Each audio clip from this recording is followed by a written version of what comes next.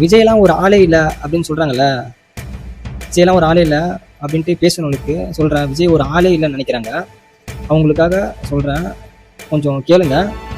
விஜய் ஒரு ஆளே இல்லைன்னா விஜயை பார்த்து எதுக்கு பயப்படணும்? விஜய் மேலேயா இவ்வளோ பயம்? ஏன்னா ஒரே ஒரு விஷயம் தான். விஜய் மேலே ஏன் பயம்னா, கூடுதல கூட்டம். அந்த கூட்டம் தான் பயமே. அந்த கூட்டம் வந்து சாதாரணமாலாம் வராது. சும்மா சொல்லுவாங்க, ஐயோ அவர் வந்து நடிகர் கூடுற கூட்டம் அப்படின்னு சொல்லுவாங்க. அப்படிலாம் இல்லை, நடிகர் கூடுற கூட்டம்லாம் இல்லை. இது நடிகர் கூடுற கூட்டமாகவே இருந்துட்டு போகும். இந்த கூட்டம் இருக்குது பார்த்தீங்களா, அந்த கூட்டத்தை கூட்டுறது வந்து சாதாரண விஷயம் இல்லை. காசு கொடுத்தா மட்டும்தான் கூட்டம் கூடும். காசு கொடுக்கலன்னா கூட்டம் கூடாது. ஓப்பனாக சொல்ல போனால் விஜய் வந்த கூட்டத்தை பார்த்து அரண்டு போயிருக்காங்க. அதுதான் உண்மை. இந்த அரண்டு போன கூட்டத்தை பார்த்துட்டு விஜய் மேலே வன்மத்தை கக்க ஆரம்பிச்சிட்டாங்க. இது வந்து விஜய்க்கு வந்து சும்மா ஒரு கடுகளவு தான். அரசியலுக்கு வந்துட்டாருன்னா இதை விட இன்னும் பெரிய பெரிய